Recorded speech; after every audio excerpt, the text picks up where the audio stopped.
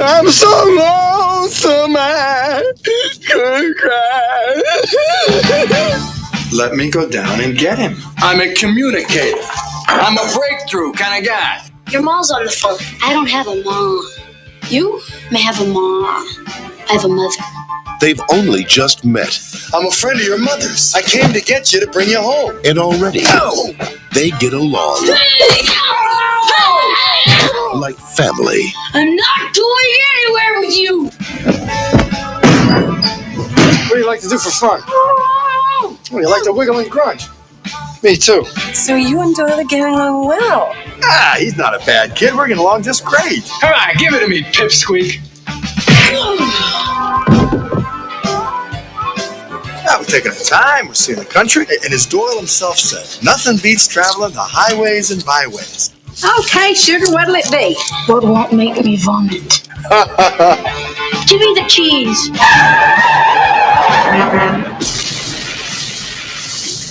This isn't working out. We're not masters of the highway. We were robbed by homebound hookers.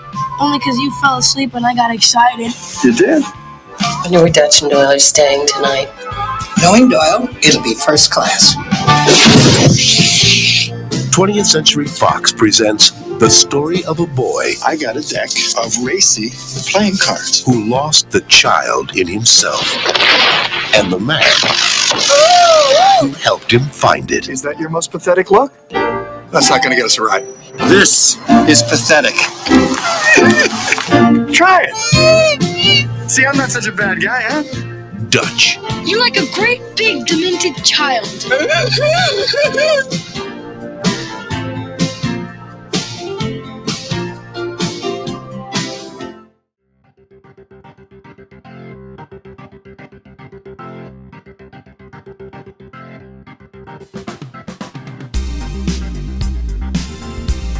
Hello, hello, I'm Katie, and welcome to RetroMade, your pop culture rewind. Today we're going to head back to 1991 to revisit Dutch. And this is to get us in the mood for Thanksgiving. And I am solo again today because guess what, guys? Dutch is not readily available to stream either. And this poor guest who will come on for another episode, I promise you will hear from him. But he picked two in a row that just so happened to not have streaming capabilities for these movies. So, yes, I watched Dutch from my library again. And this time it didn't skip on me. So I got to watch the whole movie. I had seen it before though, but I didn't really remember a lot of it. So you're stuck with me. If you're new to RetroMade, welcome. We like to go back to the 80s and 90s in these themed seasons. We have a little time capsule setting the stage in the form of trivia questions this season. And we're heading through the John Hughes catalog. So Dutch is what we're covering today. If you have come to RetroMade via the Director's Chair Network, welcome. Again, like I said, I'm glad to have you here. You can check out all the other John Hughes movies as well as go back to the back catalog from season 1, where I covered Kurt Russell and Patrick Swayze, the ultimate everyman. And if you have not checked out the Director's Chair Network and you're listening to this RetroMade episode, I would highly encourage you to do so. It's very varied, which is great. Lots of different directors, and you'll hear different voices, different hosts covering different directors. So you might find some that you really connect with. Let's see, some of the directors over there. We've got Michael Mann. We've got Ed Zwick. There was a Brian De Palma. I think that's concluded. There, Edgar Wright. I know I am missing some just off the top of my head, but there's a lot of fun directors, lots of different movies. So head on over to the Director's Chair Network to check out a lot of different movies covered by some super fun hosts. So check that out. Now, have you rated or reviewed RetroMade yet on your podcast app that you're listening to this on? Right now, go do that. Right now, this is your reminder. I would love a review, but if you only have a few seconds, a rating would also be sufficient at this time. Or go to YouTube too. Make sure that you subscribe to the RetroMade podcast channel. And if you're already over on YouTube, make sure that you like and comment on some of these episodes. I certainly appreciate it. Also, you can send me an email to tell me what you think about what you like, what you want more of, what you want less of, just whatever your thoughts are. I ask a lot of questions to you as an audience, especially on these solo episodes that I don't have a guest. So would love to hear some feedback, retromadepodcast@gmail.com. All right, without further ado, let's open the time capsule from 1991, you guys. If you feel like we've covered 91 before, you are correct. We have. Curly Sue, as well as Career Opportunities, were both from 1991 on this John Hughes season. So I am going to cherry pick the categories that we did not land on when we spun the time capsule wheel for those 2 episodes. Let's do maybe commercial countdown.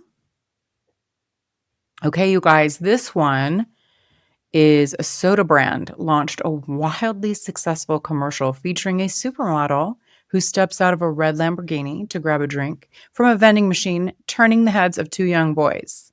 What was the soda brand and who was the supermodel? I can picture her outfit, and that hair is coming back from the 90s, that big blown out hair. It's Cindy Crawford and it's Pepsi. That's correct. Here's a soap brand ran commercials featuring the slogan, "Aren't you glad you use blank? Don't you wish everybody did?" Continuing a campaign that had started in the 80s, but remained one of the most recognizable ad lines of the year. This is in 91. What was the soap brand, you guys? Aren't you glad you use blank? It's Dial soap. That is the correct answer. Okay, the stars and scandals are interesting. Let's see. Okay. In 91, what actor shocked fans when he accidentally shot himself in the leg while filming? The movie's going to give it away. The Doors, later blaming the incident on staying in character as Jim Morrison. Val Kilmer. Now, it does say here this was widely rumored at the time, but Kilmer later clarified that it was dramatized for effect. But this story still made the rounds in 1991. Which rap artist had his public image scrutinized in 91 after being arrested for allegedly beating a parking lot attendant in Hollywood, leading to a high-profile court appearance? I actually don't think I remember this. It is Vanilla Ice, a.k.a. Robert Van Winkle. Here is a frequent tabloid person in 91. I guess we'll call him an action star, for lack of a better phrase. He was arrested after a bizarre incident at a Tucson bar involving verbal threats and possession of a controlled substance. Just months after his film, if I name the film, it will give it away, but one of his films had just hit theaters. Is this ringing a bell with anybody? If not, the film is out for justice. Who is this action star in heavy quotations, says Katie? Steven Seagal. Yep. And this is just one of many, but this one was particularly from 91. This dude was frequently in the tabloids that year, I guess, due to off-screen behavior and legal drama. Yes, we were glad to be rid of the Seagal. Let's see, back in the headlines. These are some easy ones, I think. In December, this historic political entity officially dissolved, making the end of an era and shifting global geopolitics. What was it? The historic political entity that you are looking for? Yes, the Soviet Union officially dissolved in December of 1991. Shit takes a while. All right. In early 91, a coalition of countries led by the U.S. launched Operation Desert Storm to liberate this nation after its invasion of a neighboring country. Name the invaded country. Which country was invaded? Kuwait. Who remembers that? Operation Desert Storm, 91, man. And then which South African political leader was released from prison in 91, paving the way for the end of apartheid and eventual election as president? Of course, it's Nelson Mandela. That was the giveaway. Let's see. Is there anything else? Ooh, the boombox bangers. You guys, there's some good ones. 91. Billboard Top 5 charts. Number 1, hit from the 91 film Robin Hood, Prince of Thieves, starring Kevin Costner, was a massive power ballad sung by Bryan Adams. What was the name of this song? Easy, easy, easy. Everything I do it for you. It is so good, but who got so sick of it? Yeah, it's like I almost never hear it anymore, even on like throwback channels, because it got played out. In 91, this is the number 2 song. Martha Wash. Who's Martha Wash? Maybe, interesting. Martha Wash famously provided the powerful uncredited vocals for the chorus of which hit song by CNC Music Factory? What was the name of this song? It looks like there was some drama, maybe. Martha Wash versus CNC Music Factory. She won lawsuits against groups like that for failing to provide vocal credits. Okay, so yes, it says uncredited vocals. So there must have been a lawsuit. This must have happened to her a few times and by CNC Music Factory. Oh no, you guys. Also, I don't even know who Martha Wash is. But it is Gonna Make You Sweat, in parentheses, Everybody Dance Now. That was the number 2 song in 91. It is a really good song. One of my favorites from back in the day has the number 3 song, Paula Abdul. And there's a famous actor who's in the video. Inspiration from a 1955 film, Rebel Without a Cause. That was, I almost want to say it was black and white too, this video. What was the name of the song? Keanu Reeves is the actor I was referring to. I don't know if that is helping you come to the answer. That is Rush, 91. All right, number 4, the R&B group Color Me Bad. Oh, I loved them back in the day for all of their 2 songs that they had. But this one was a hit, originally featured on the soundtrack for the crime drama New Jack City. I don't think I knew that. What was the name of this song? I Want to Sex You Up, and it is so good. I can still picture myself like listening to the tape in a boombox in a friend's car because the tape deck must have broken or something in her car. Anyway, we're riding around town with the boombox, jamming to I Want to Sex You Up by Color Me Bad. Just let me hold you close to me, 'cause I've been dying for you, girl, to make love to me. Girl, you make me feel real good. We can do it till we both wake up. All right, the last one I don't think I will get. It wouldn't just come to me. But here's your clue, everyone. Which 1991 freestyle ballad by artist Timmy T was written and produced by him after breaking up with a girlfriend and went on to become a number 1 hit on the Billboard Hot 100. One More Try by Timmy T. Is that a one-hit wonder? This dude does not look familiar to me. One more try. I didn't know how much I loved you. One more try. Let me put my arms around you. Okay, there you go. There is your top 5 Billboard hits from 1991. Also, that concludes this portion of the time capsule on RetroMade. All right, let's get into Dutch from 1991.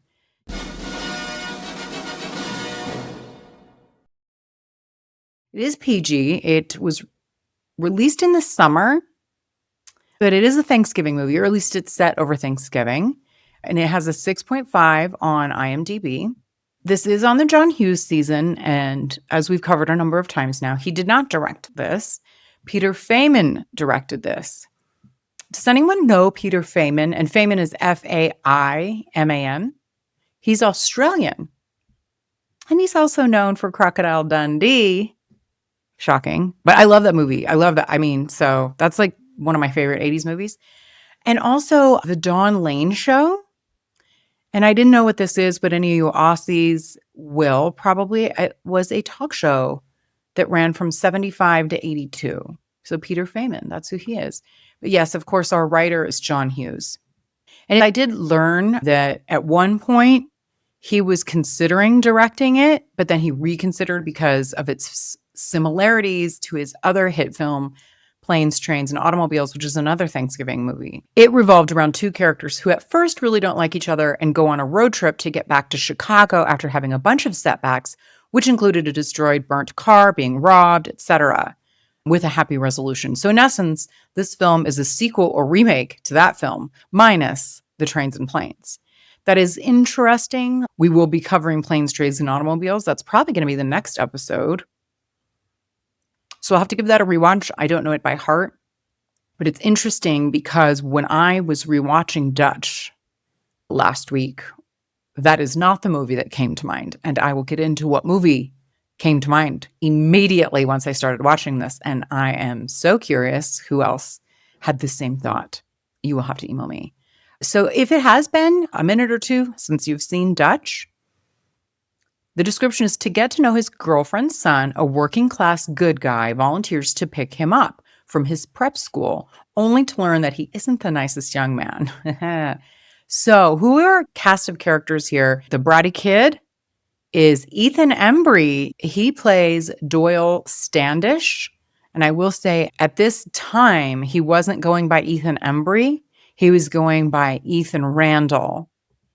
He's in a lot of things. I most recently know him from, he plays one of either Grace or Frankie's kids on the show Grace and Frankie.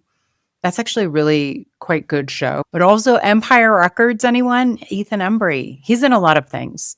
And then, of course, Ed O'Neill plays Dutch Dooley. Ethan Embry's, so the kid, I would say he's like junior high age. It doesn't explicitly say, I don't think. But so he plays Doyle Standish, and he's the bratty kid that is in a like out-of-town boarding school, and Dutch is going to go pick him up and do this road trip back to Chicago for Thanksgiving. Dutch Dooley is Ed O'Neill. Love Ed O'Neill. Everyone knows him probably best from playing Al Bundy, right? Married with Children, Al Bundy. And then he also, actually, I don't know, is Modern Family still on? I doubt it. But anyway, Modern Family, he's in that as well.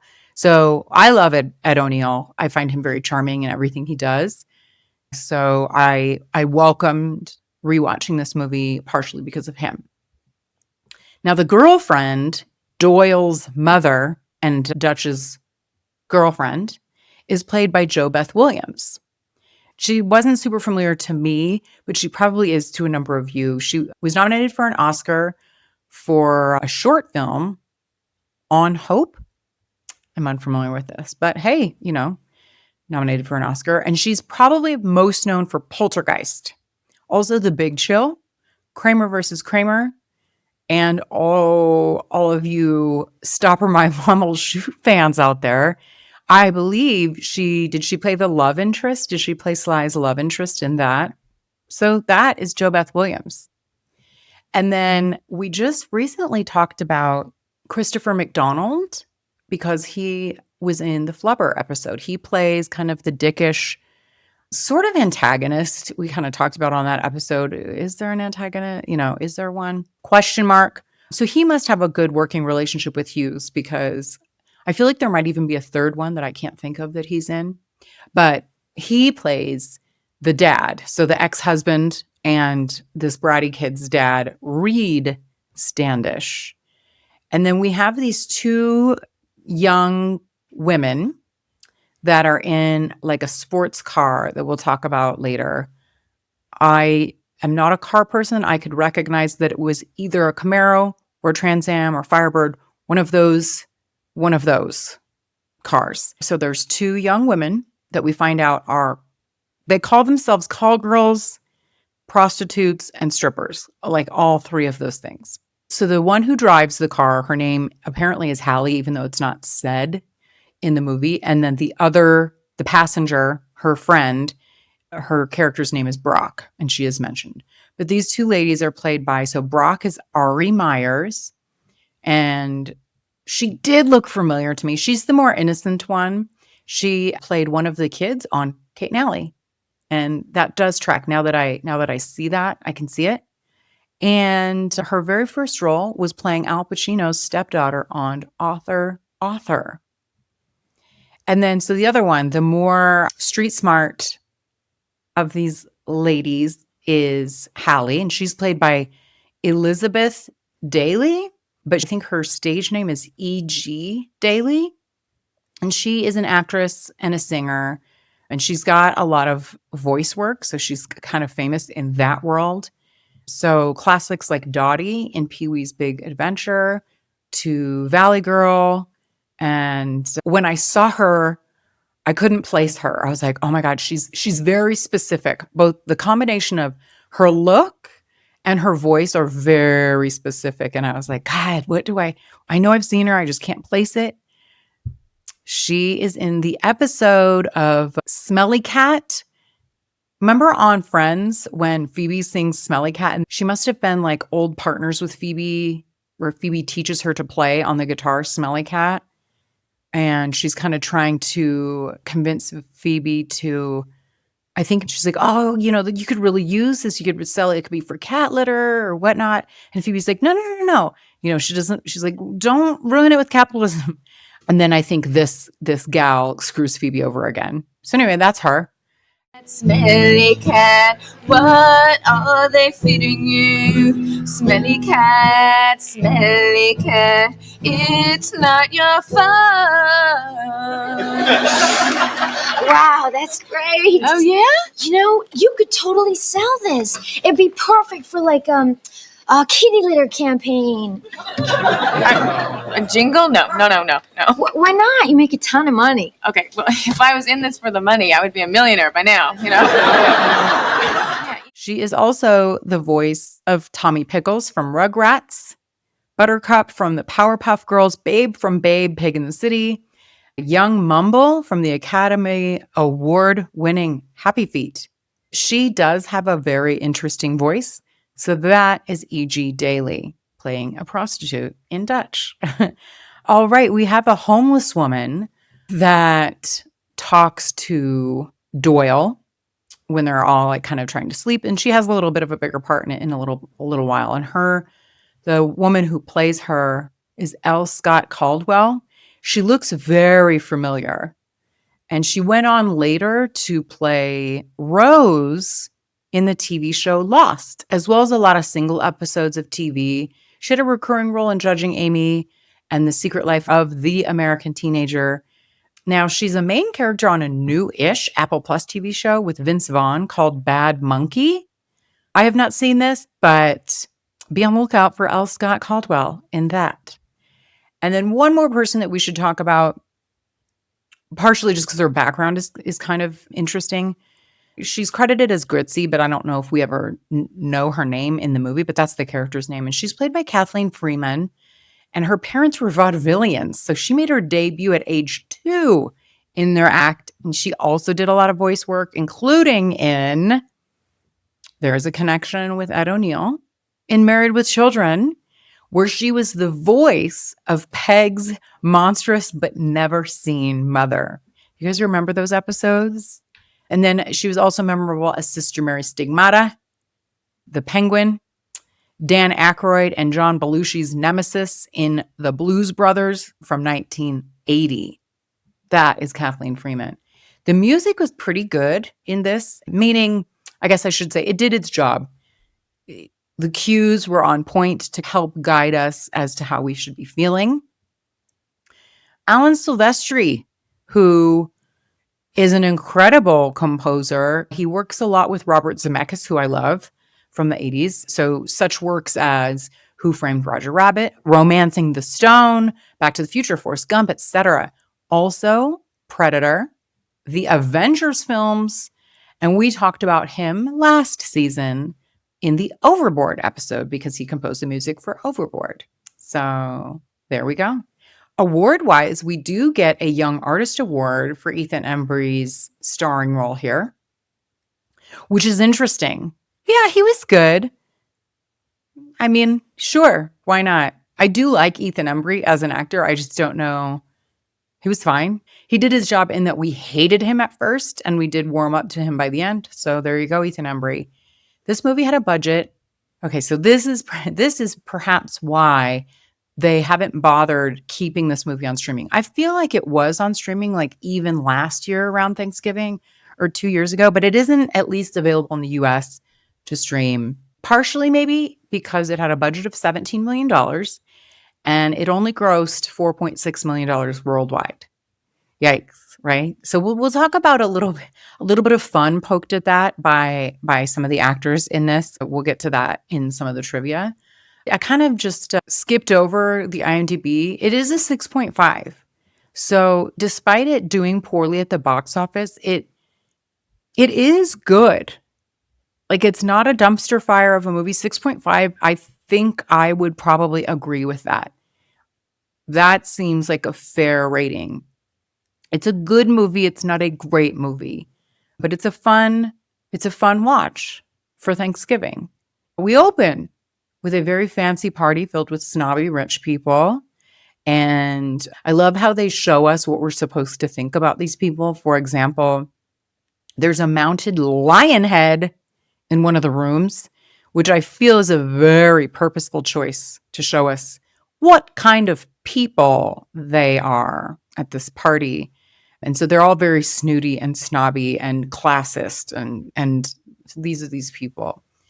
So Dutch is there with his girlfriend, and we're supposed to be seeing that he is just a regular Joe. He doesn't quite fit in.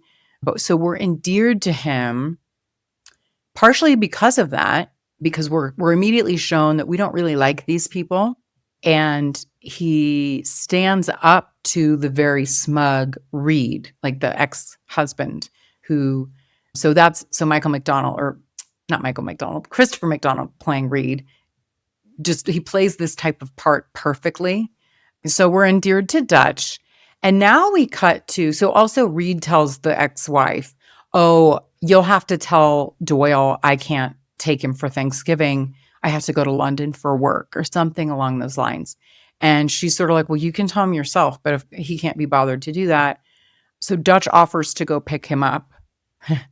And he's like, oh, this is great. Everybody loves me. A road trip is all it takes. We end up being best friends by the end. Don't worry. It'll be a great bonding moment. So the ex-girlfriend's skeptical because I think she knows her kid very much takes after his dad. And we see that then because we cut to Doyle at school, who is very much a mini Reed, but somehow even worse because in kid form, it reminded me of the annoying kid from Over the Top. Now, more on this in a bit. But you just like squinty eye at him. You know, sometimes when you do that, like about people, or you're just like, ugh, how is this person so awful? But he just has this air of superiority on him. His worldview is such that he equates being born into money with class and therefore better than everyone else, especially the working class. They are so beneath him. He is the type of kid, we see him threatening to get people fired if they don't do what he wants. I'll get my dad to call so-and-so and have you fired because of who his dad is. So it's Thanksgiving weekend. All his friends have now gone home. Someone has already come to pick them up. We see him is at the school by himself. So there's a janitor in a room. There's a trash can and he's kind of sweeping up. He's cleaning up. And we see Doyle just to be a dick, kick over the trash can to have to make this janitor then pick it up again right in front of him as he's cleaning. Just to be a dick.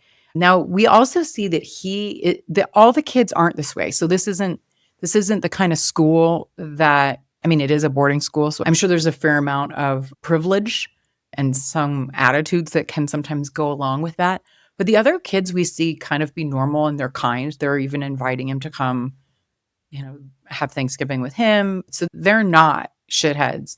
And even, I think one of them even says something about how hateful Doyle is for no reason. So we see at the beginning, we're endeared to Dutch at O'Neill. So we're setting up this dichotomy of how this road trip is going to go, right? We see the kid is like beyond a bratty, privileged prick of a kid. So that's who we are. The other thing I wondered, though, since we see him by himself, when they meet, it starts with Doyle. It looks like he's walking home from class. He's in his uniform and he has his textbooks with him, but it's Thanksgiving break. There's no class. So I feel like that was a mistake. But I don't know, for whatever reason, he's walking to his dorm and Dutch is already in his room. But his back is, we can't see his face. It's just, you can see that there's a man there. And so Doyle mistakes Dutch for his dad at first, even though he knew that his dad bailed and that Dutch was coming to pick him up. I think he just maybe had hope that his dad changed his mind. So Dutch is trying to score points with his girlfriend by offering to pick up her kid, bond, road trip from, they're in Georgia is where the school is. And they're going to head to Chicago. Of course, we're going to Chicago. This is Hugh's territory for Thanksgiving. Now I would like to go into a little bit of a deep dive into why I think this movie reminds me of another movie. About 10 minutes in, I out loud to myself said, is Dutch an over-the-top ripoff? Because Over the Top, I want to say, was like, what, 86, 87? Somewhere in there. This is 91. So Hughes had said he didn't want to direct it because it was so similar to Planes, Trains, and Automobiles, but I thought it was so similar to Over the Top. First of all, I love Over the Top. Second of all, let me make my case for why I think Dutch is an over-the-top ripoff. We have an unknown father figure here that picks up a very bratty private/military school kid because it would be a good bonding experience. We have a road trip with lots of mishaps and shenanigans that over time bring these two closer, and they do actually bond and learn from each other over the course of the movie. And we have a hoity father or grandfather that gets in the way and or makes things worse. We have a kid that the movie purposefully portrays as the shittiest, brattiest, classist, rich kid attitude at first. But of course, we warm up to later by the end of the movie, as does the father figure. We get to kind of a fish out of water, greasy style diner with the food, and the kid is disgusted by both the food as well as the patrons of said diner. We have a scene where the two fight over the radio knob, over the windows. There are so many things about this that are straight out of Over the Top. You have to rewatch Dutch to probably see it, but do so. Please rewatch both movies in succession and then let me know if you agree or disagree with my take there. Okay, that's that. We'll move on from the over-the-top ripoff conversation. Okay, I know I do love Ed O'Neill, so I'm giving him so much. If it wasn't Ed O'Neill in this, I don't know if I would like this movie as well, but I do find him extremely charming. But he's like, this is 91 and he's not this kid's father, even though he's trying to suck up to his girlfriend by picking this kid up. He is not babying this kid. He's like trying to take him down a peg with guidance, but also kind of giving it to him a little bit. Like he does need to take him down a peg.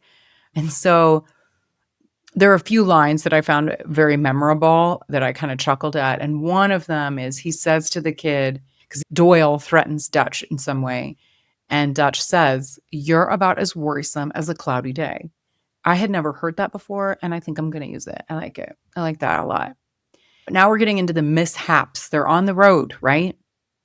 Wherever they stop. I think they're in Tennessee, where fireworks must be legal year-round, because they stop to get gas maybe or something from a store, and there's a fireworks, like a giant fireworks store, and he goes in and he comes out with a grocery bag full of fireworks, and he's all excited, probably thinking, oh, what, 12, 13-year-old kid doesn't love this kind of thing.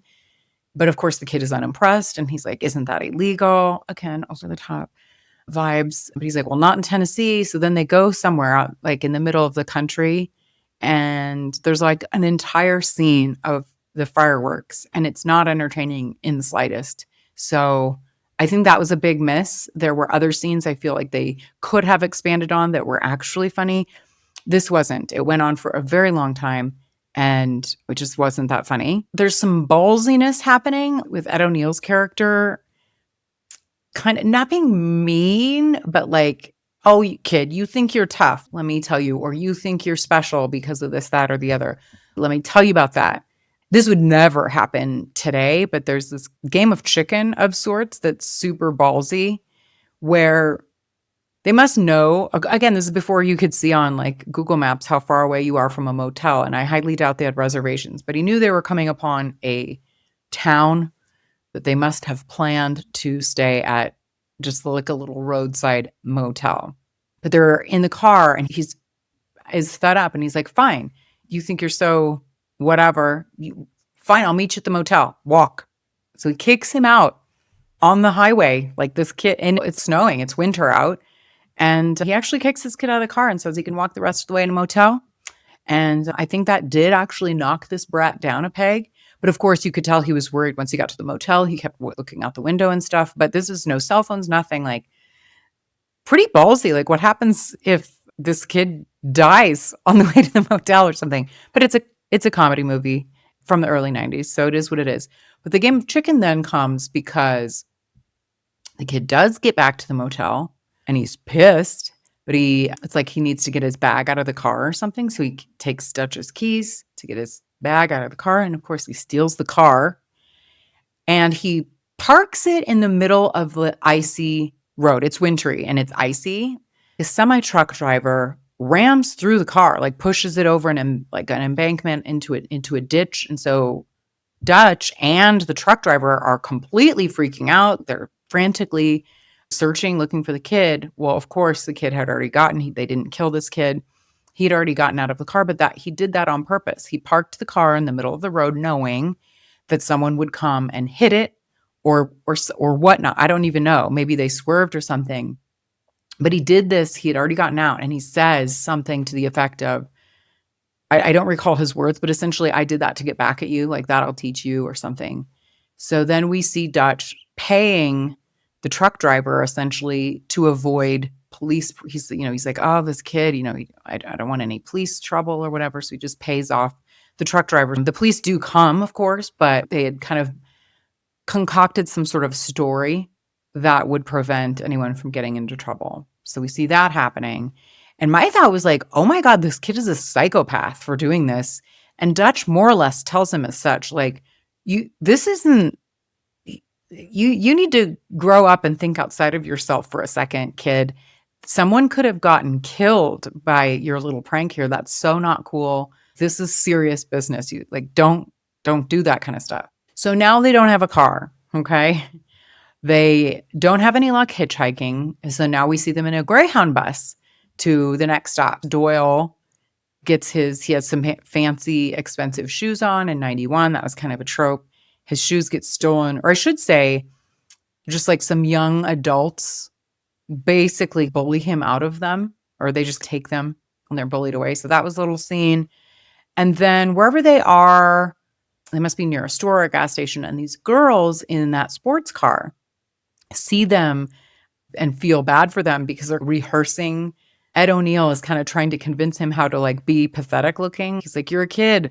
That's how we're going to get somebody to pick us up. And these girls see that and do take pity on them. They're like, oh yeah, we're headed to wherever for Thanksgiving to see our families. And they say that they are call girls. They say that they're prostitutes. And they're like, oh, and we also do some dancing for some extra money. And they were just in some city for some show, expo, whatever, to make some dough as call girls. And they're headed back for Thanksgiving. And the driver, she's way more street smart. The other one seems kind of innocent. And she's in back with the kid. And Ed O'Neill is in the passenger seat. And he fell asleep. So the driver steals his wallet. She tries to take his ring. He has a pinky ring on, but she couldn't get that. Well, then they go to a gas station wherever the next town is. They're going to stretch their legs, go grab something to eat. But of course, what happens? The girls, of course, ditch them at this gas station.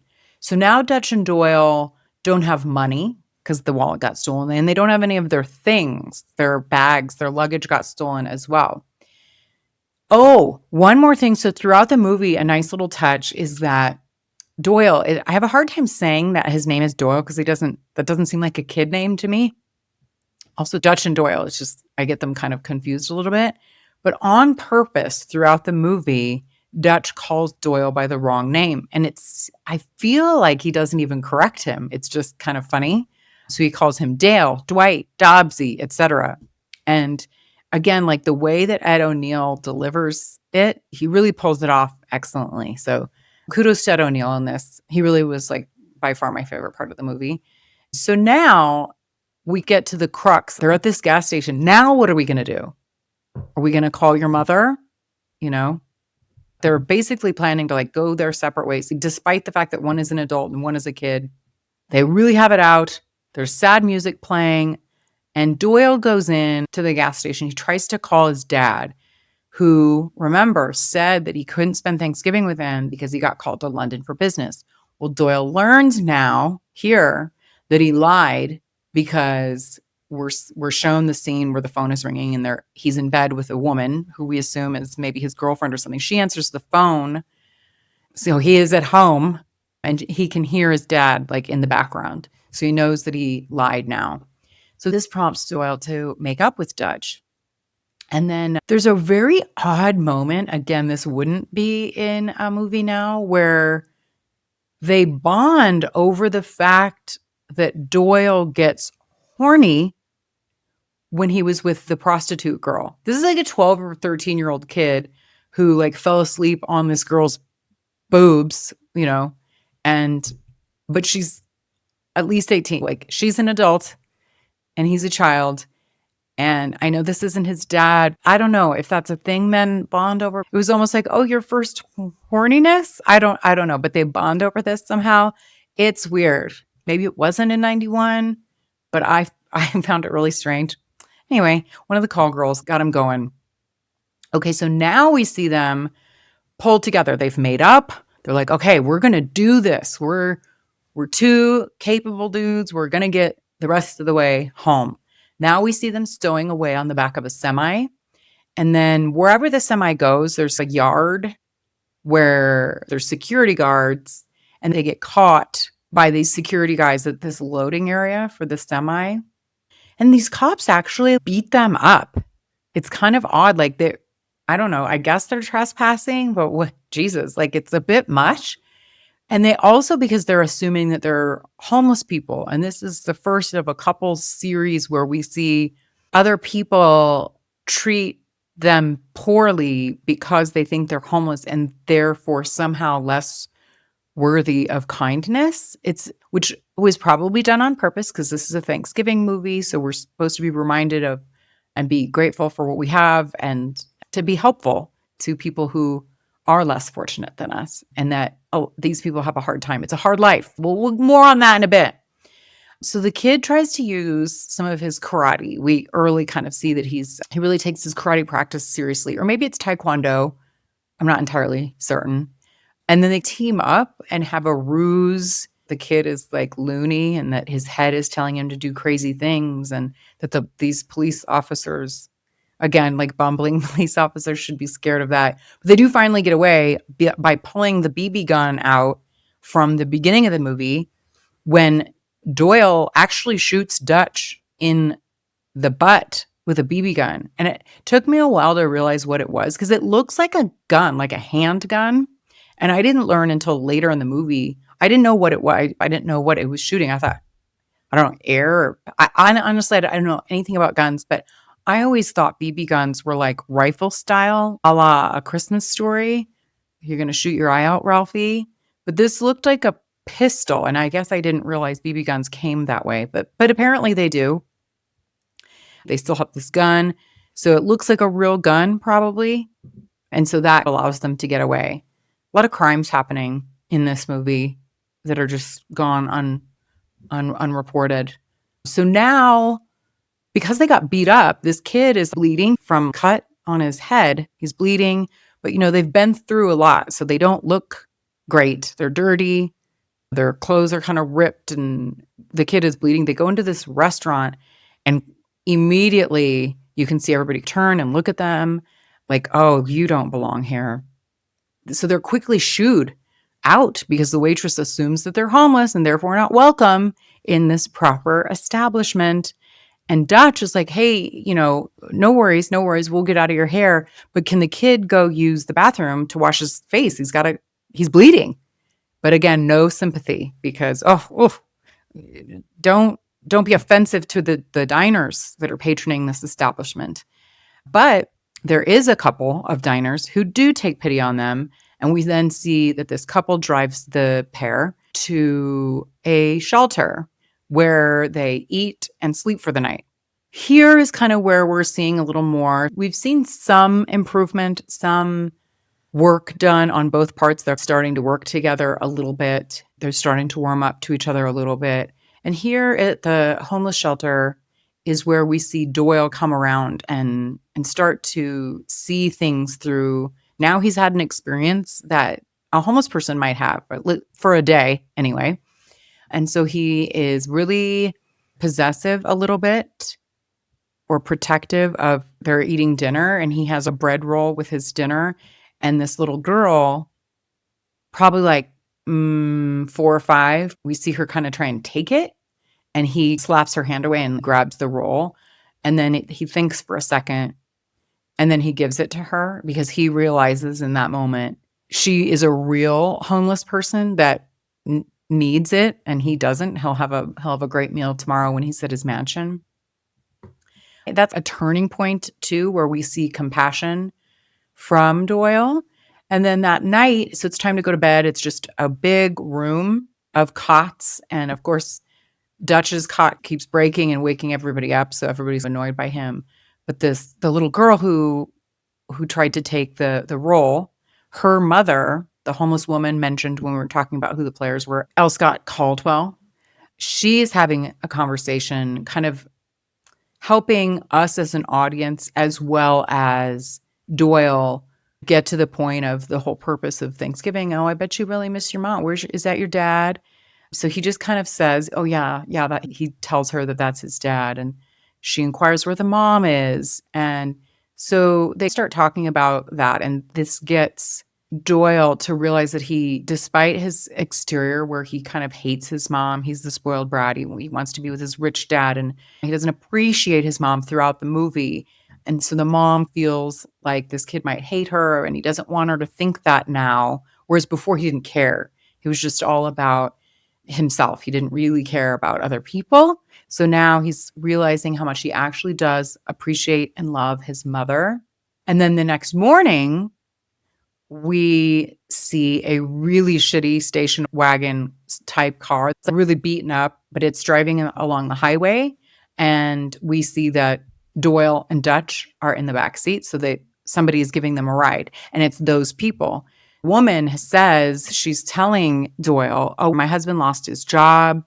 We've been here for about a week. We were living in our car. It's just tough out there, blah, blah, blah. So we get a little bit of their backstory. And they're giving them a ride in their car that they were living in to somewhere. We realize they're on the outskirts of Chicago. So they're almost home. Yay. This whole movie, we just hear Dutch say, yes, I'm working class. I work for my money. I didn't inherit my money. I actually work for it. He takes a lot of heat from Doyle for being, quote unquote, working class. But we don't know what he does until now when we drive past a sign as they're approaching Chicago that says Dutch Dooley Construction. So now we know what Dutch does for a living. We're getting to Chicago now. And this homeless family literally drops them off at their mansion. I can't imagine what they were thinking. Now, granted, we do see that Dutch offers to give the husband, a job. He's like, oh, call the office on Monday, gives him a business card or something. But hey, how about a little reward or some gas money maybe for driving you from a homeless shelter? And we don't have a home to your literal mansion. I was kind of surprised that was just it. I sort of thought there'd be a bigger, or maybe that there should have been like a bigger help to these people than just, oh, call my office on Monday. I mean, where are they going to go for Thanksgiving? Like, they now still have nowhere to go on Thanksgiving. Like, maybe they should have invited them in to have dinner with them, perhaps. That seems like a missed opportunity, in my view, for a Thanksgiving movie and to show that you've grown as a human. Anyway, now it's Thanksgiving. They're in the mansion. Now the dad shows up. he's saying that now he wants to take Doyle to spend the day with him, but Doyle no longer is enamored by him because he lied, and he gives his mom this huge hug. So things are going well. I just feel like the wrap up of the movie was very quick, in like quick cuts. Like, okay, we got to get this in. We got to get this in. We got to get this in. So they make it home. The kid loves his mom, not so enamored by his dad anymore. We see the dad be a total prick, and that Doyle chooses to spend Thanksgiving with his mom and Dutch. And Dutch finally gets Doyle back, because remember, throughout the movie he kept saying, I'm gonna get you back for that BB gun thing. I'm gonna get you. So at the Thanksgiving dinner table, he does end up getting him back, but the scene again felt rushed or not well written or thought out. It was just like they shoved a bunch of things in the last 5 minutes of the movie. And I think that was a mistake, because he says to the kid, there's something very special for your mom in the pocket of my coat. Why don't you go get that? So clearly we're thinking as an audience, it's an engagement ring. And the mom probably thinks that too. She's like, oh, because they cut to her face. She's like, oh, what is it? What is it? But that was just a ruse to get him up from the table so that Dutch could actually shoot him with the BB gun. And the mom is just totally laughing along. Ha ha ha ha, you're shooting my child with a BB gun. And I guess I don't get an engagement ring out of this whole scenario. And then credits roll along with some extra fireworks scene footage. How we talk about in these John Hughes movies, a lot of times I do let the credits completely roll, because there many times are either a credits scene or a post-credits scene. This did have a credits footage of just more. It was we just have extra footage of the fireworks scene that wasn't funny in the first place, so we're just going to shove that at the end. So it was not necessary or funny in any way. So I was let down by the end of the movie. There were really good parts about it, but I think they rushed to conclude the movie with some missed opportunities, as I mentioned. So that's Dutch. That's the end of Dutch. In Australia, and I think other parts of the world, elsewhere internationally, but definitely in Australia, the movie was not called Dutch. It was called Driving Me Crazy, which, I don't know. That's fine.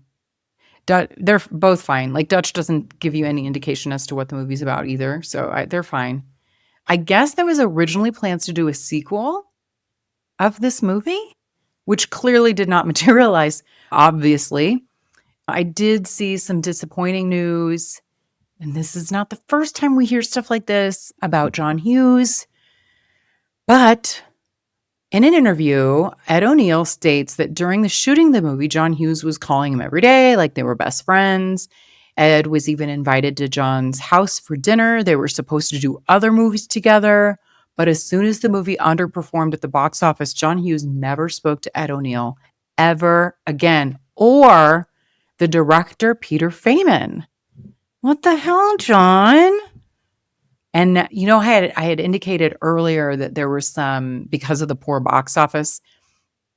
I think Ed O'Neill, again, I do really like him, but this shows that he's a really good sport, because there was mention of this movie in passing in an episode of Married with Children during an in-flight movie to London as a joke to the film's failure. Obviously, Ed was in Married with Children, star of that show.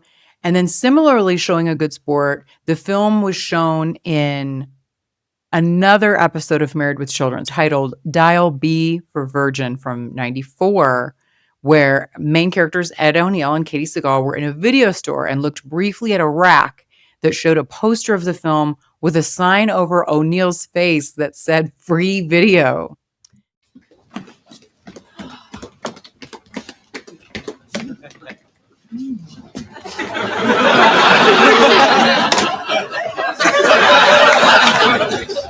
Now, all we have to do is find one movie that we can both watch. Hey, here's one. Die, Scum Sucking Pig, Die. Ray Walston and Sherman Hemsley in a haunted house, Peg. Al, you have rented that 25 times already. It's good. How about this? 4 weddings and a funeral. That's kind of like 5 of the same thing, isn't it? How about WrestleMania bloopers? You could have taped our honeymoon for that. So I love those kind of things where he can poke fun at it. So good on you, edoneill. Oh yeah, so Doyle uses martial arts in the movie. And although in real life, at the time of filming, Ed O'Neill had actually been training in Brazilian Jiu-Jitsu. O'Neill received his black belt from the Gracie Jiu-Jitsu Academy in 2007. Did you guys know that? I don't know if I did. So Doyle tells Dutch that he is a high brown belt in karate, but Ed O'Neill in real life has a black belt. So anyway, that's kind of fun. Another little tidbit is that so Doyle's last name is Standish. So Reed and Doyle Standish. And the mom, what was her name? Natalie was the mom's name. So their last name is Standish. And there is another character in the John Hughes universe with the last name Standish. Anyone? Bueller. It's from The Breakfast Club, whose last name was Standish. It's never said in the movie, I don't think, but it is in the script. And her character name listed in the credits, Claire. Claire's last name is Standish. So a little tidbit there. Now, in terms of casting, we always talk about potential alternatives here. And apparently John Candy was the first choice to play Dutch Dooley, which would have been stupid because it literally would have been Planes, Trains, and Automobiles. Apparently, Robert De Niro was also considered, which at this time, he was still doing a lot of very serious roles. And I know later he would do more of this type of movie, a la Meet the Parents. But yeah, that's interesting. So I think he could have done it. It was just, I think he was still, doing his like mobster stuff at this time. I guess Mel Gibson turned it down. Other considered Tim Allen, Tom Hanks, Jim Belushi, who was in another Hughes. He was in Curly Sue from 91. Robin Williams, who was in Flubber, John Goodman, and Bill Murray were all considered to play Dutch. So that's it for the trivia. I do want to hear from you guys. What do you think about, I know it's a lesser known movie. It is a Thanksgiving movie, clearly overshadowed by the far more favorable and well-known Planes, Trains, and Automobiles that we will be covering soon. But let me know what you guys think about Dutch. I did enjoy it. It wasn't great. It wasn't the funniest movie I've ever seen, but I did enjoy the rewatch. So I would recommend rewatching Dutch. It's a great Thanksgiving movie and to kind of see people grow as humans. So that's kind of a nice little bow for Thanksgiving. And let's see, you can, like I said, send me an email, let me know. Also, I want to know if you think it's similar to Over the Top like I did. But that's it for this episode of Dutch from 1991. Thank you for revisiting it with me. Please, like I said, send me an email and get in touch with me. Check out the Facebook page if you're not over there, YouTube, rate, review, do all of the things that I always ask you incessantly to do. Just throw me a bone, maybe. Do it for me as a Thanksgiving treat for me, please. But until next time, be kind, rewind.